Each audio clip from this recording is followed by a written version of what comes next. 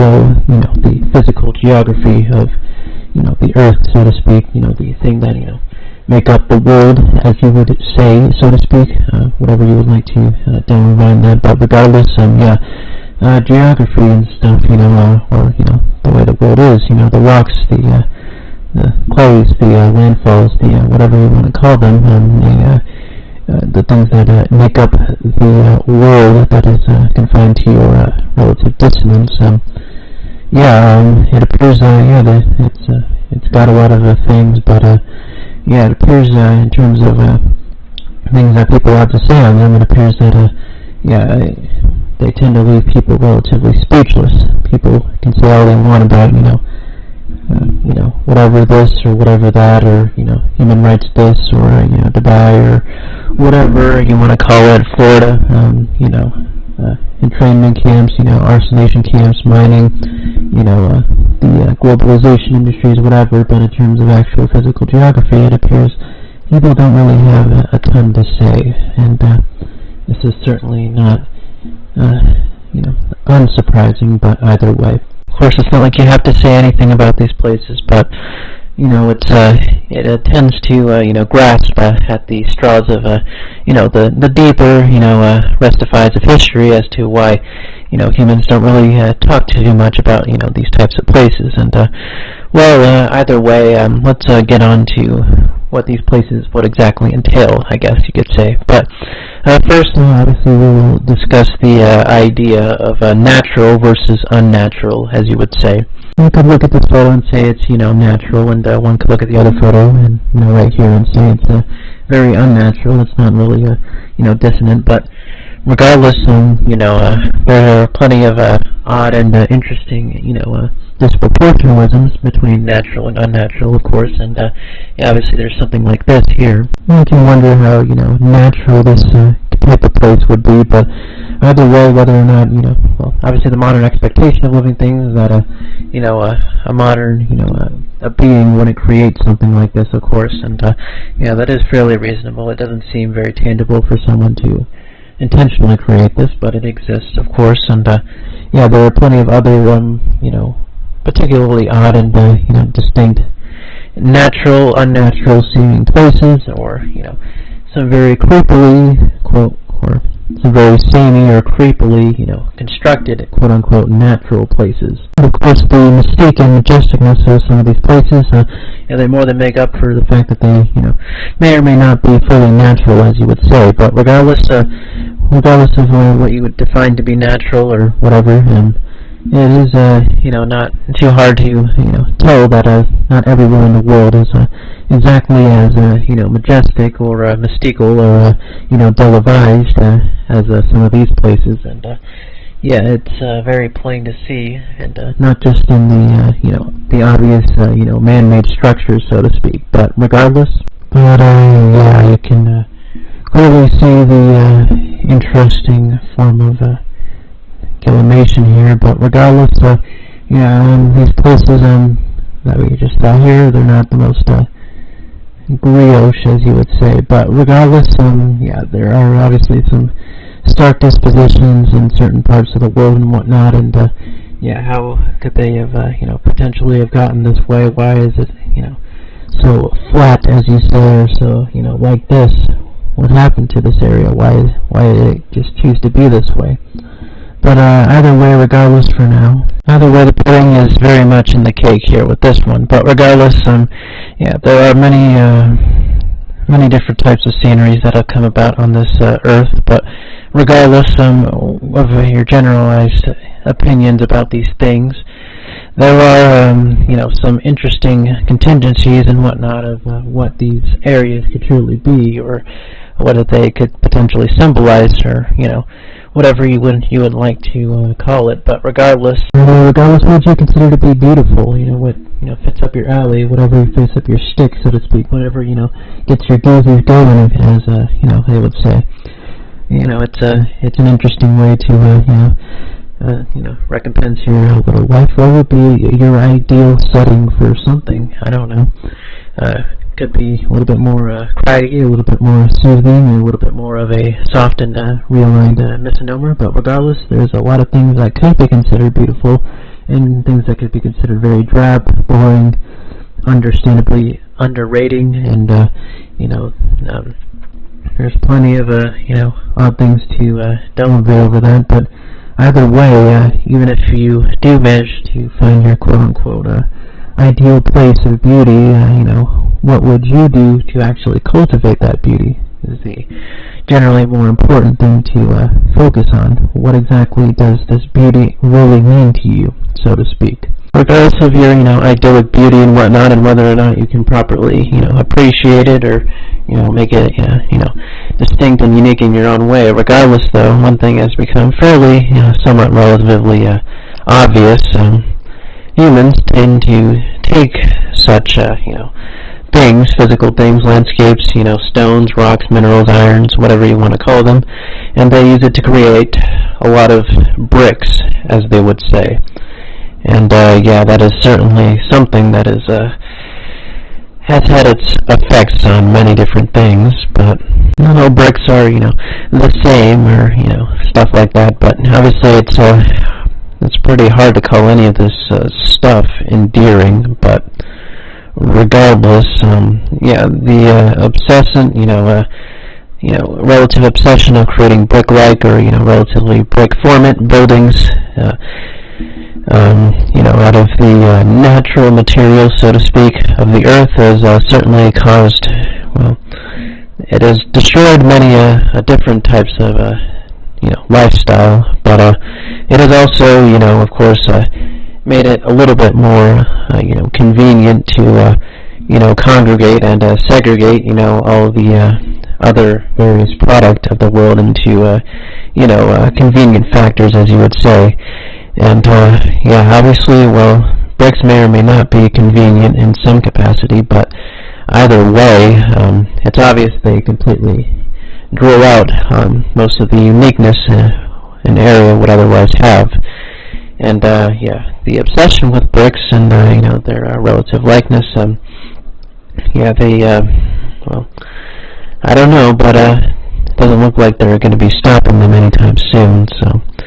Regardless, though, obviously bricks throughout history, though, have not always, been the same or, been generally used for the exact same purpose. There are plenty of uses for, these, rectangular and other, similarly box-shaped, buildings. Of course, sometimes they were just used to hide out, from, people being persecuted and whatnot, and, also, defend against some ravenous and bloodthirsty, potentially senators or, wild hounds, as you would say. But regardless, of course, the functionality of, rectangular, square, brick-like, building, shapes is to keep, acclimatized, so to speak, to keep a controlled, reasonability on the, the exact type of air and, stuff like that you want to keep inside of it. And of course, not everything, inside of, a rectangle or a brick building, so to speak, is objectively, bad or awful or anything like that. But either way,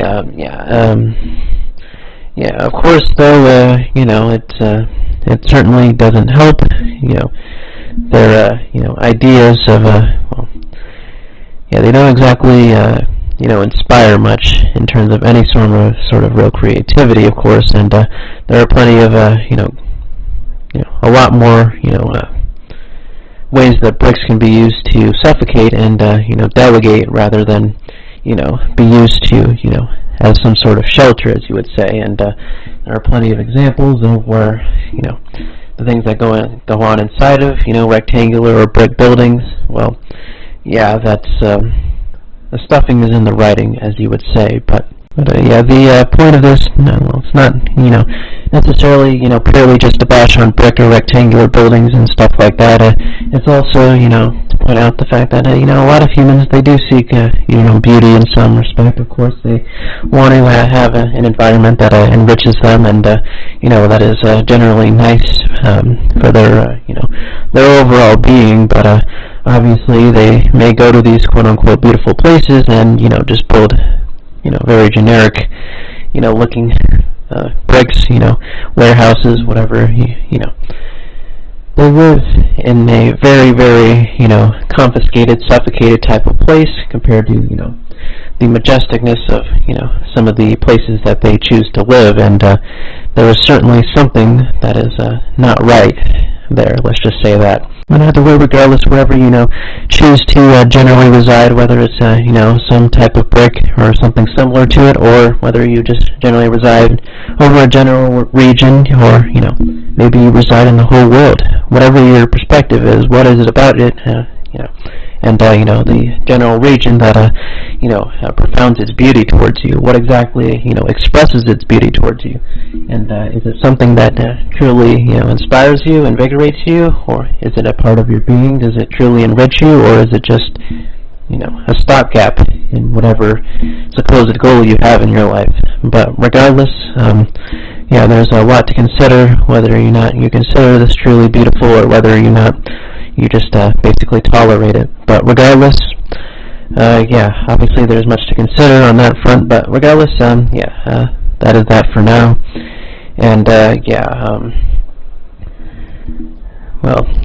either way, there is certainly a lot that will happen in the future in regards to Earth and its physicality, so to speak. But regardless, at the end of this video, we'll talk a little bit about the Fire Emblem, quote-unquote, geography and landscapes, since this is a channel that talks about that. So the physical geography of Fire Emblem and whatnot, and obviously it isn't taking its massive priorities in most games, but either way, of course, the original FE1 as well as Gaiden didn't have any battle backgrounds to see the landscape in better detail. You just got what you got with pretty much the same mountain tiles and rivers and some hills. But either way, let's switching over to the remake Shadow Dragon, and obviously Shadow Dragon will obviously have some upgrades and a few capacities, but ultimately it will give them more detailed background and animate, or you get what I mean. But regardless, there are some actual mountains that do have some variations in topography that can be seen from the map, and that is kind of nice. You can get a little bit of the odd hills and the grassy mountain tops versus the different types of little craggy mountain tops here and there. But ultimately there's still, in terms of battle backgrounds, there's very few, and there are a few more talking backgrounds, but again, it's mostly just the same mountain range. There's a little bit of variation and stuff, but it's mostly just relatively standard stuff. And in terms of overall actual distinct qualities of Arcanea right here, well, it is a little bit archipelago in nature and whatnot, but ultimately there's nothing terribly worth pointing out.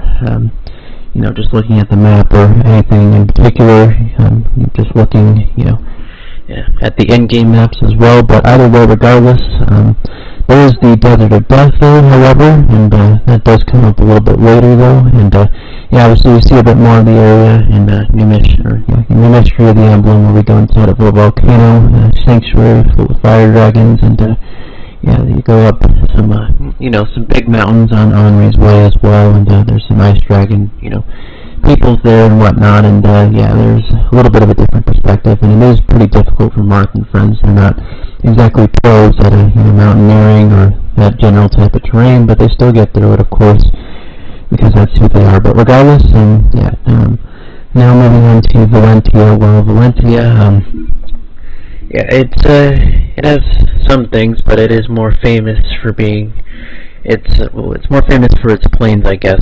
Generally, with Fire Emblem continents, they are relatively mountainous. They have quite a bit going on in them in terms of that, type of thing. But Valentia, it has a lot more, flatter, less peaky, type of terrain and whatnot, less rocky, bocky, shakalaki, that type of stuff. But it does still have some places and whatnot, of course, but as for the plains themselves, well, yeah, they're not, like completely flat or something like that. There's a lot of, like Mongolia, type hills and whatnot. They just kind of naturally seam and go upwards a little bit. There you can see a little, horizon line and whatnot. And Valentia in particular, though, has quite a bit of these little rock mounds and stuff and whatnot. Sometimes half rock or half grassy mounds, or just straight up, exposed rock mounds that jut out, and they're somewhat common throughout the continent, mainly in northern Sofia and stuff like that. But either way, obviously you do have some more thicker forests, up in Rigel and stuff. But either way, yeah, obviously the valley's influence, the general routes that Alm and Celica go, and of course Celica, checks out the desert as well. It's fairly sandy, but either way, there is some large bowls of relatively flat land in Valentia, and that's mostly what I have to say on that. But either way, even despite the plains-oriented, general nature, plain, type of thing, yada yada, spinner type of, scenery and physicality, it still has some nice, quaint vineyards and whatnot, and it has some, broad, oversweeping forests, which are quite, interesting in their own right. But regardless, onto Yggdrasil, and Yggdrasil, well, the physicality, of the continent, does a pretty large part in terms of playing out how, things tend to roll and, decimate, in this crazy little world. But either way, regardless, though, feels like the analogy you get, the way of the land, you get to pretty much, travel, all over the continent and whatnot, and of course it tries to, obviously, the maps of this game try to represent the maps you see, in the overworld screen or, whatever. But either way, regardless, though, there are some, interesting battle backgrounds, mainly, the butte-like cliffs here, and, some of the, sawed-off, almost shield volcano, runoff type of little mountains that you see in the background here. But either way, there are different things in, the regions and whatnot. There is, does have some old growth forests in Verdane and whatnot, and that's nice and all. But either way, obviously there are some sandshore beaches. You get up, in the north of Augustria, and then, Orgehill and whatnot. But the main thing, of course, being the Thracian Peninsula, of course, the Kingdom of Thracia and Manster to the north, of course. As you know, Manster is, much more fertile and generally flatter and, more generally arable, and, Thracia is very craggy, infertile, more rocky, of course, and whatnot, and, there's a little bit of rain shadowing and whatnot, and just in general the soil is unfertile, and either way, of course, this has caused many rifts.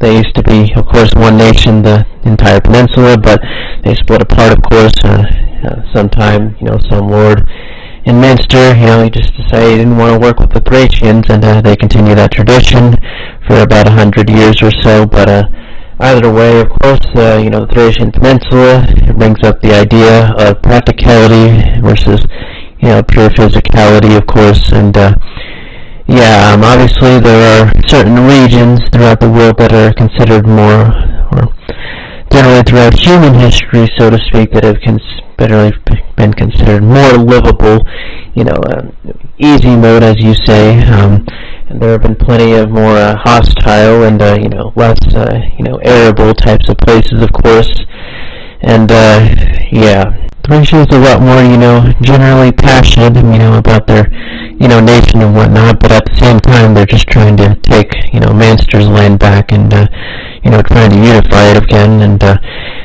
obviously, the people of Thracia have been a little bit desperate, though, and, clearly the type of terrain, over, down south has taken a toll on them in some capacity, or it's made them a little bit more anxious, riled up, and vicious, and, obviously, the beauty and, the geography, can mean, quite a bit to, different groups of people. Sometimes people really like certain types of, craggy, mountainous, distinct,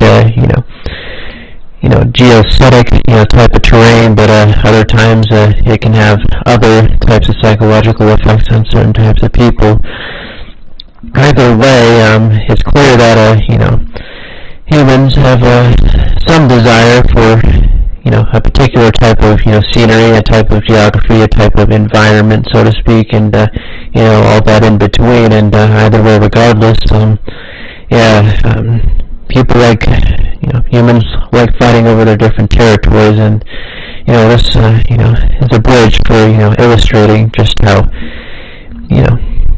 that type of dichotomy, I guess. But either way, regardless, of course, though, some humans have gone towards places, general regions, and that like and whatnot, and that have generally they would consider to be challenging or very upfronting towards their general sphere of thinking. Some humans have gone out of their way to make things unnecessarily very troublesome and dissonant, but they've turned out to enjoy it quite a bit. And there are also some other people, humans and stuff, that have gone for some completely uncharted territories, some completely unknown, completely ineffective ways of doing things, but ultimately it's led to a new and interesting way of your perspective and the way that they live, and they chose to structure their lives. And there's been plenty of clarity and whatnot, and these types of terrains, and it's not exactly a linear cause, but ultimately, though,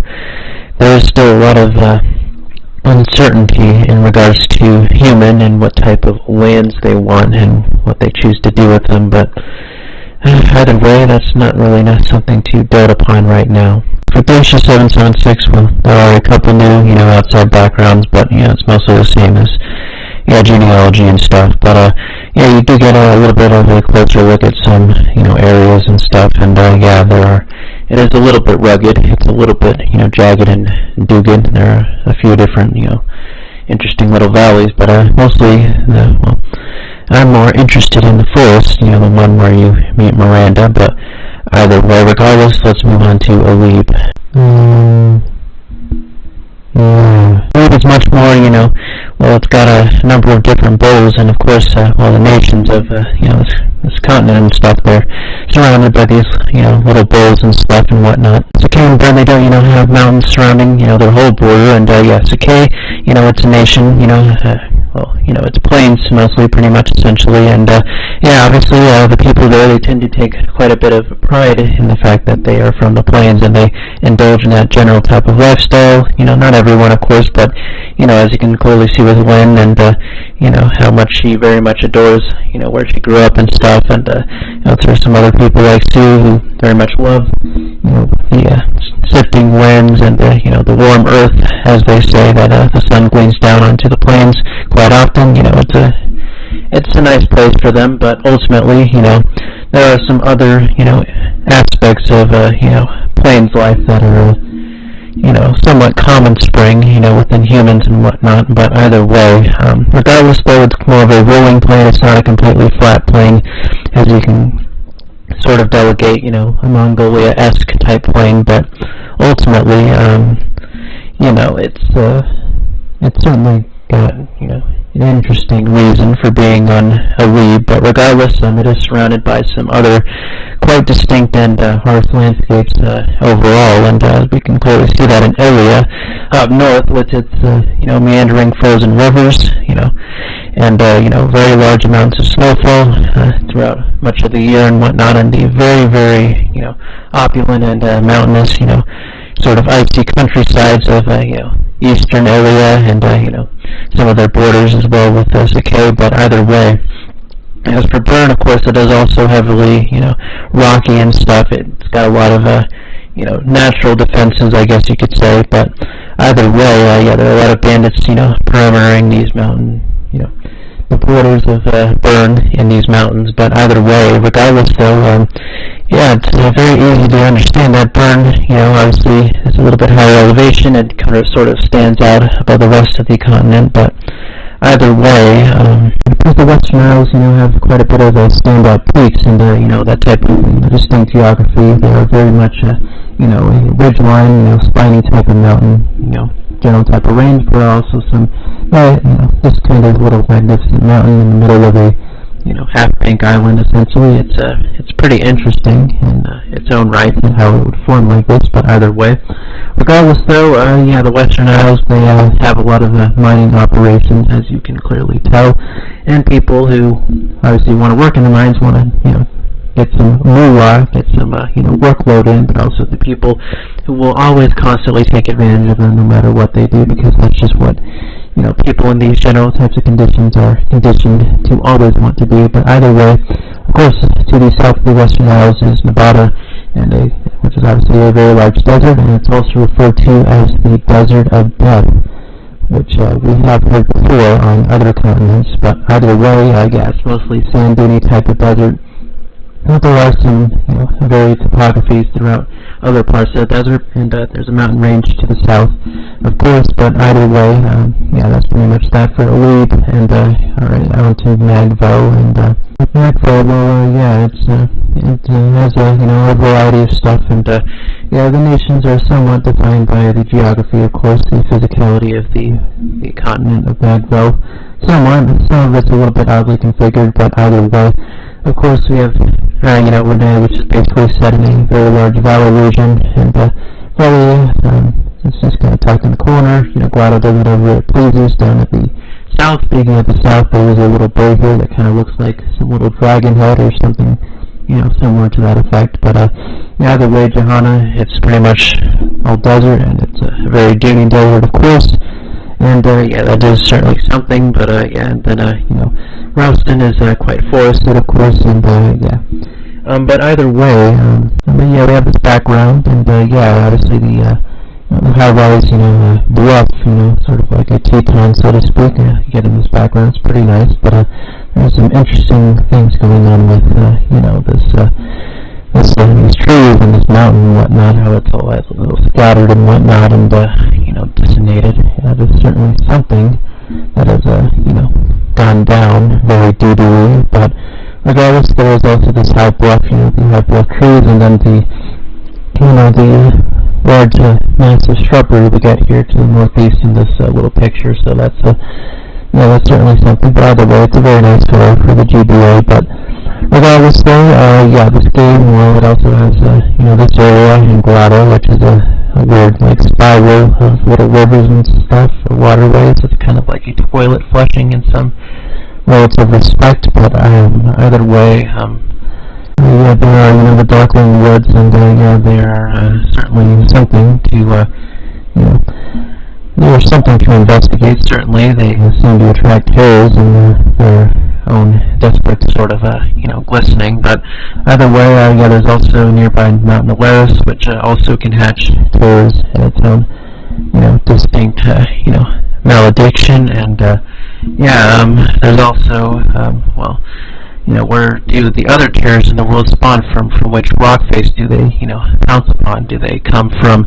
the left side, the darkling side of the mountain, or do they come from the, the deckhand side, or do they just, come tumbling down off some random, boulder slabs or something like that? But either way, regardless, let's finally move on to Tellius, and, of course, Tellius, at the very end, since they first came to, of course, have 3D graphics and such and whatnot, and it definitely does take advantage of them, and obviously we get to see 3D little environments and whatnot. There's quite a bit more variety in terms of that type of look, but also the battle animations, you actually get proper backgrounds this time, and it pays off immensely, of course. You can see stuff like eerie and dark shaded forests. We also get to see some interesting cliff fireplaces, some snowy mountains up close, of course, that's cool, but you also get to see, the mists and fogs that, drench some of the ocean and some of the other, nearby general areas, and either way,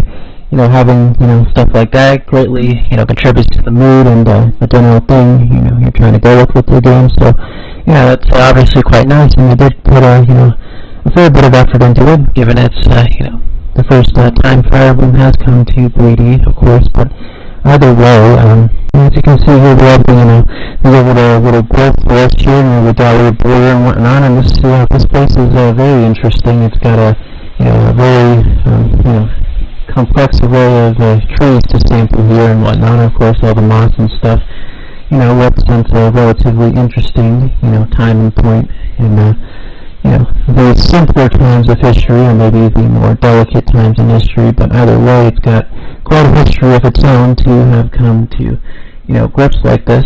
How would the trees have, possibly learned to do something like this? Who knows? But either way, regardless though, that's a place of interest and whatnot, of course, and here in Sacramento, we have some weird, runoff, sort of, border, things that overlook the beach. I haven't really seen much of that before, but either way, it appears there are quite a few of these little stone round, hilly, type of, smoothed out things. But either way, regardless though, there are also some, larger, big, more, drawn out mountains like you see here in Bowen, the large, snowy sidescape that you see when you're invading the country, through its southern mountain ranges and whatnot, and they are quite, distinct, magnificent in their own way, but ultimately they're just, little choke points and little, basin bowls to collect blood, for all the fighting and stuff during the war. But either way, obviously as you trudge further into Dayton, you get to Navassa, and Navassa is quite an interesting little backdrop here. It's, not wholly unlike, it's pretty unique, I would say, this type of interesting little craggy little, cascading mountain scenery, or whatever you want to call it. But either way, it is a little bit ghastly in some regards, so that's something to keep in mind. And as we can see here, Phoenix is very mountainous and, side-stricken, and, well, at least in this shot, as we can see. But either way, of course, obviously it is home to, bird tribes, and bird tribes obviously have the ability of flight, so that type of geographical dissonance doesn't really affect them generally as much. But of course, though, they do have a fairly, brick-like, building structure either way. But regardless, either way, it appears, Kiribati is, somewhat similar. That's why the bird tribes generally go to there. Obviously, it's over a body of water as well, but either way, without the radiance, you can obviously see that it's physically, it's very, very rich in a number of different ways. There's quite a bit of interesting and distinct places going on around the continent, and we get to see a little bit more of that in Radiant Dawn. And Radiant Dawn, well, one of the main new things that it introduces us early on is, of course, one of the iterations of the Desert of Death, so to speak, and obviously we learned that it separates the nation of Atari. It's a very large desert, and lagoos obviously travel or mobilize much quicker than humans, generally speaking, and even Nyla had a lot of struggles getting over the supposedly massive desert that covers the northern end of Tellius, and leads to completely barren and supposedly very, very unwelcoming lands. I'd like to think that's what the people of Tellius would think, at least. But either way, we do get some new battle shots, of course, and we also get introduced to some swamps and some other shots of the Dayan countryside and whatnot, and we get to see mostly more of Benyon, though, and how it's generally made up. Of course, the Melior, of course, the Cremain capital. Again, of course, it's very pretty and whatnot, grotesque, with its surrounding little plains and nice little freeways and whatnot. But either way, of course, we're also introduced to this little mountain valley, area that we just casually climb up on and fight, death's hand, like it's nothing. So that's pretty nice. But regardless, though, we get to see, Makai and friends, do it out in, one of these little valley alcove areas, and the tactical things that they do on this map are certainly interesting with the type of terrain they're given. But regardless, I don't have a ton more to say regarding this, so let's just move on to Awakening. And Awakening, well, we encounter something that is quite interesting here with Awakening and stuff. Of course, Elysia is the former continent of Arcadia, and obviously it takes place 2,000 years after Marth and their crew and whatnot. But since then, it appears the continent has shifted quite a fair bit. And obviously in this game we don't just get to see one continent, but we get to see two continents. Of course, we see Valm, which is the future version of Valentia, and it also appears to have gone through quite a few different little shifts in its landscaping and whatnot. Of course, as you know, continents, they shift over time, and the things, on Earth, they move around. They do a little bit of sharking and schmooving, of course, but generally speaking, though, they don't tend to shift it this much on average, at least in any modern time. But of course, though, not everything is uniform, as you very well know as well. And either way, though, it appears a lot of land bridges have been created, on the modern Ulysses continent, and there are also some new islands, off in the distance, and there are some other types of interesting little changes that don't appear to make any particularly logical sense, but either way. In terms of the new islands that have, formed and stuff, to the west, you obviously have Mount Prism Island. It's obviously a volcanic island. Of course, many, volcanoes, rise up from the sea, and they eventually become, as you say, full-fledged, islands and stuff, with the help of some other little mountain peaks, as you can see here. But as for, there's also the Dragon's Gate Island, obviously used to access that region. There's the place where you recruit Donald. They have their own farms and a little village, it appears to be somewhat established down there. So it's been like that for a little bit. And then there's just this random place out east, north of Talos, that it's home to the Manor of Lost Souls. Obviously, it has a shifting walls and stuff, and it has a little bit of weird mirages and creeps that crawl out from the floor in that manner. So that's certainly something to keep in mind. I wonder who could have possibly got lost in a place like that, or where that type of place would have attracted some lost souls in particular. But either way, as you can see here, Pelagia, is known, basically for being fairly desertous and whatnot, and you can clearly see that here. But obviously, the former, kingdoms of Macedon and Dolo that used to take up this general area, they're notably, not very desertous, and that is something to, deeply consider. But either way, I'm kind of done talking about all this stuff, so either way, I'm going to end the video here. Goodbye.